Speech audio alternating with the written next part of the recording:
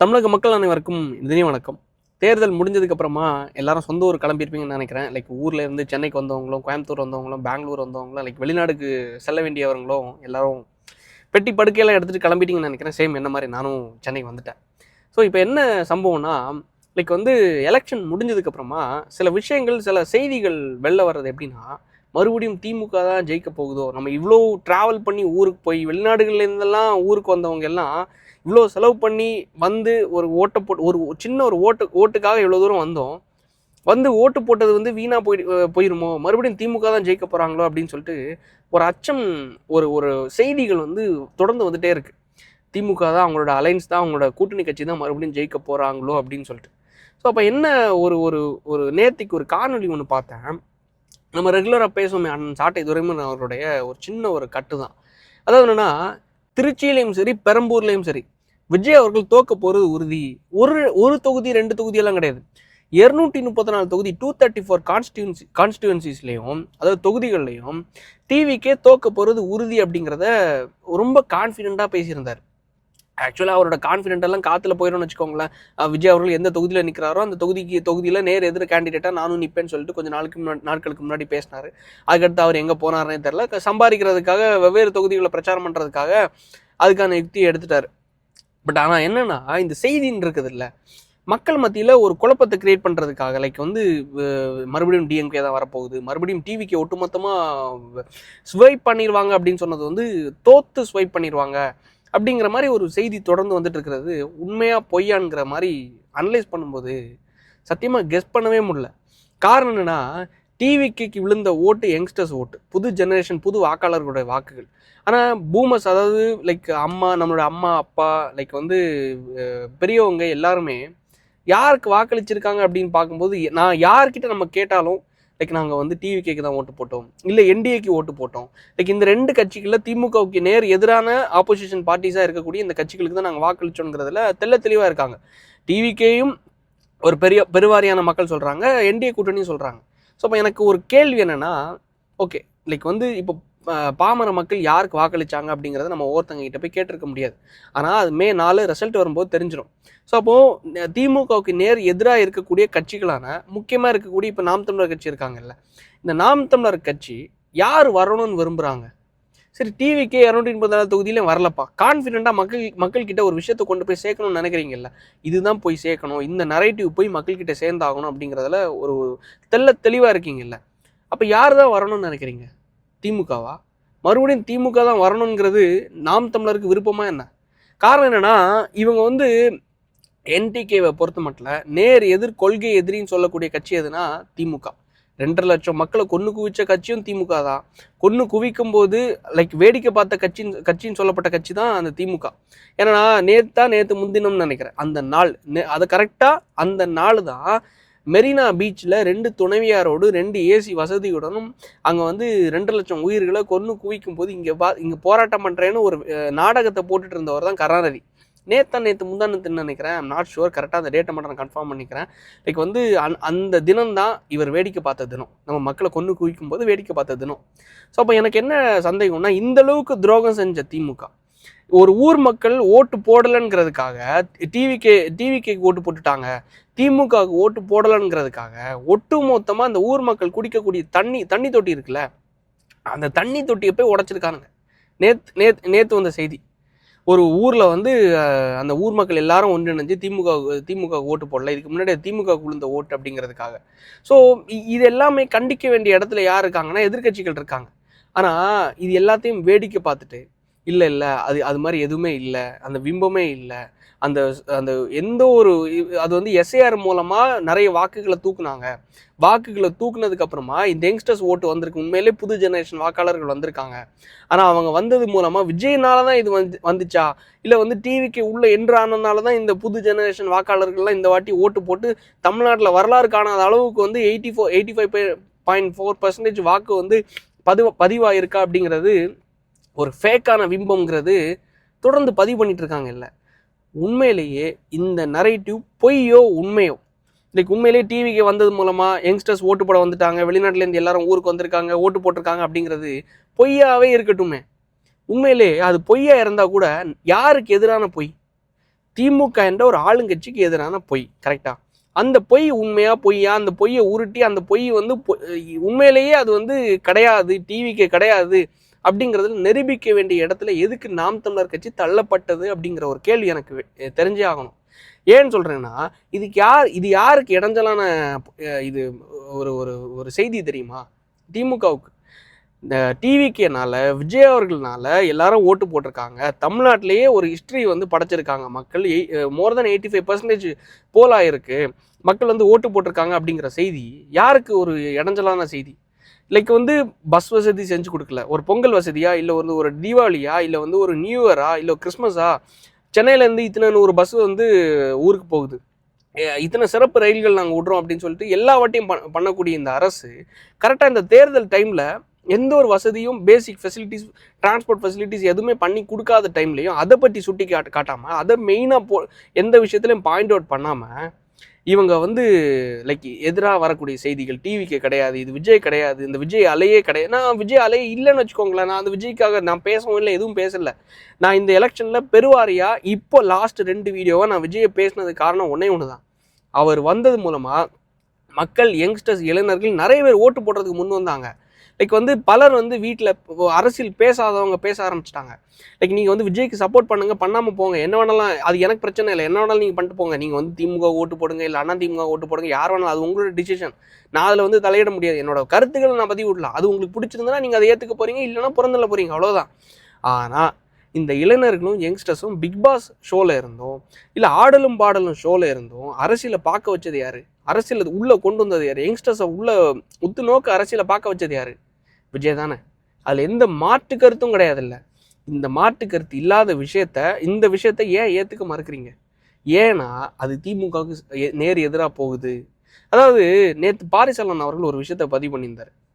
கரெக்டாக சீமான் அவர்கள் ஸ்டாலின் அவர்களை சந்திக்கிறதுக்கு முன்னாடி வரைக்கும் நல்ல ஸ்டாண்டில் தான் இருந்தார். என்னைக்கு சீமான் அவர்கள், சாட்டை அவர்கள், இவங்க எல்லாரும் ஸ்டாலின் அவர்களை சந்திச்சாரோ, லைக் வந்து அவருடைய தம்பியோட சகோதரருடைய மரணத்துக்கு போய் லைக் வந்து துக்கம் அனுசரிக்க போகிறேன் அப்படின்னு சொல்லிட்டு போயிட்டு என்னைக்கு அந்த நிகழ்ச்சி நடந்துச்சோ அன்னையிலேருந்து அரசியல் தலைகீழாக மாற ஆரம்பிச்சிருச்சு.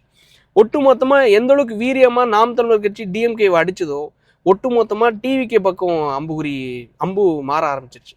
ஏன்னா நான் பர்சனலாக நான் ஏன் இந்த அளவுக்கு இந்த ப்ராஜெக்ட் உண்மைதான் நிறைய பேர் கேட்குறாங்க. சரிடா, இதை நிரூபிக்க முடியுமா? இவங்க பணம் வாங்கிட்டாங்கன்னு நிரூபிக்க முடியுமா? எப்படி, என்ன இதில் நீ சொல்கிற அப்படிங்கிற மாதிரி நீங்கள் சொல்கிறீங்கல்ல. அரசியலில் யாரையுமே உங்களால் நிரூபிக்க முடியாது. அவங்களோட ஸ்டாண்ட், அவங்களோட நிலைப்பாடை வச்சு தான் அவங்களோட நிரூபிக்க முடியும். இப்போ வேற ஒன்றும் இல்லை, நான் இருக்கேன்.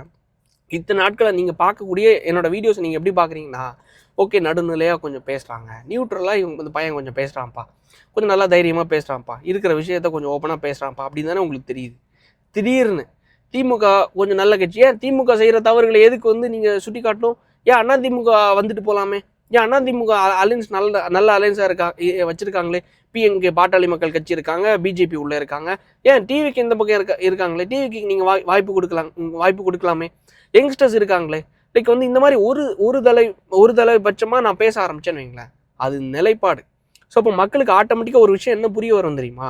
ஓகே, இவன் எங்கேயோ காசுக்கு விலை போயிட்டான், இவன் எங்கேயோ வாடகை கூட ஆரம்பிச்சிட்டான்.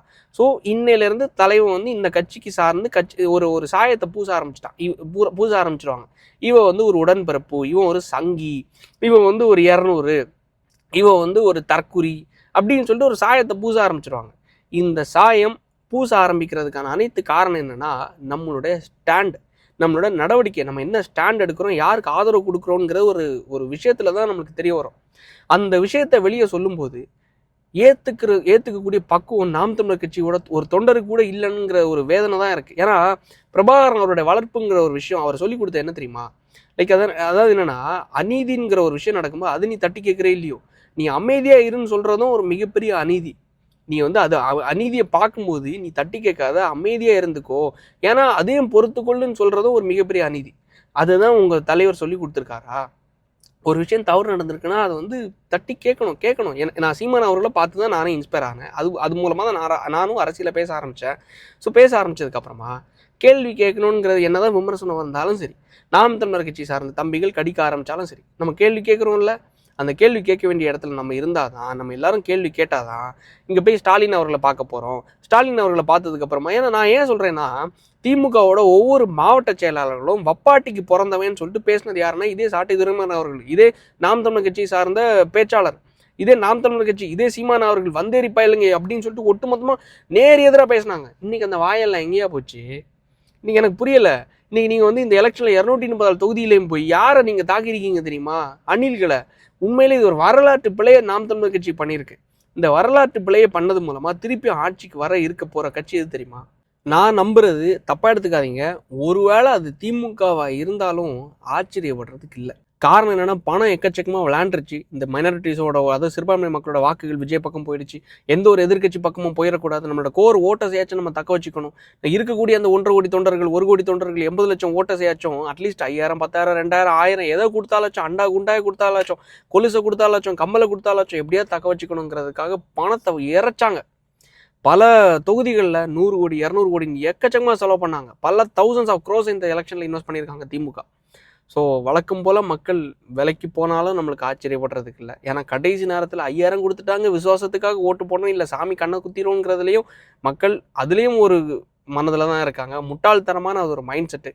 காரணம் என்னென்னா, சாமி எதில் கண்ணை குத்தினாலும் பிரச்சனை இல்லைன்னு வேறு தவறை கூட செஞ்சுருவாங்க. ஆனால் இந்த தவறை கூட சில மக்கள் நம்ம கிராமத்தில் இன்னும் அதை தவறுன்னு நினச்சிட்டு வாங்கின காசுக்காக உண்மையாக இருக்கணுங்கிறதுக்காக ஓட்டு போடுறவங்களும் இன்னும் இருந்துட்டு தான் இருக்காங்க. அதை நினச்சா தான் வருத்தமாக இருக்குது.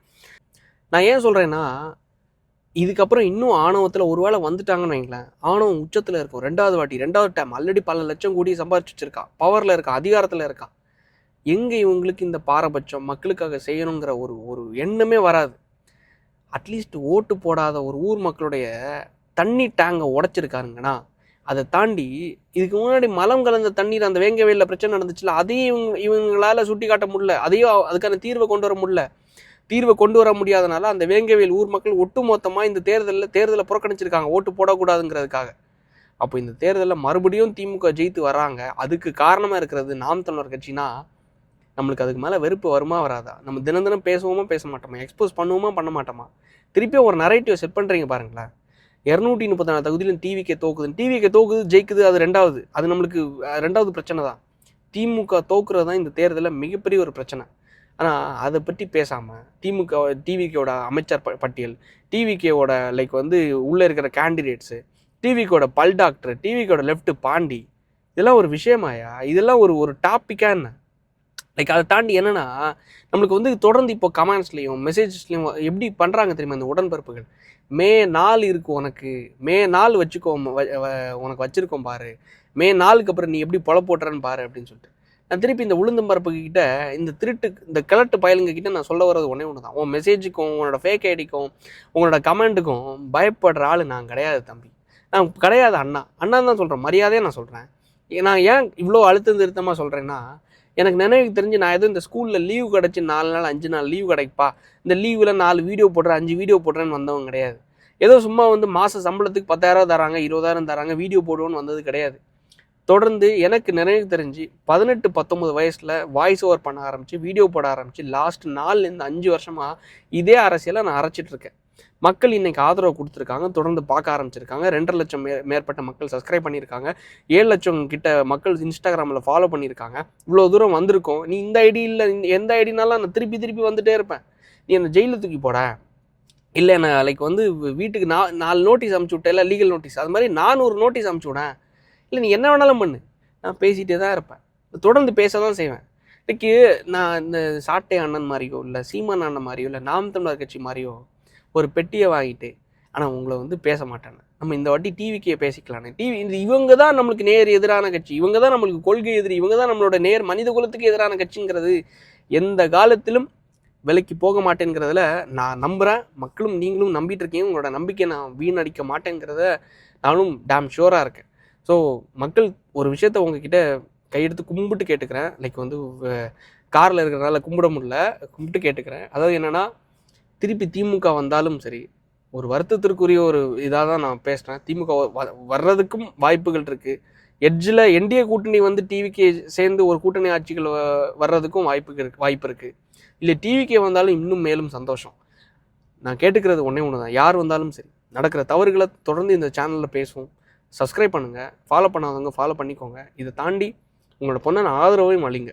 கடவுள்கிட்டே மேலே இருக்கக்கூடிய சாமிக்கிட்டே வேண்டிப்போம், நல்ல ஒரு ஆட்சி அமையணும், நம்ம வீட்டில் இருக்கிற யங்ஸ்டர்ஸுக்கும் அடுத்த தலைமுறையினருக்கும் நல்ல ஒரு சமுதாயத்தை கட்டி காக்கணும் அப்படிங்கிறது. ஸோ இந்த ஃபேக் நரேட்டிவ்ஸ்க்கும் எந்த ஒரு இந்த செய்திகளுக்கும் நீங்கள் பார்த்து உங்களோட மனதை குழப்பிக்காமல் மே 4 வரைக்கும் வெயிட் பண்ணுவோம். நல்லது கெட்டதோ ஃபேஸ் பண்ண வேண்டிய இடத்துல நம்ம இருக்கோம். பார்த்துக்கலாம். நன்றி, வணக்கம். நல்லதே நடக்கட்டும். நன்றி, வணக்கம்.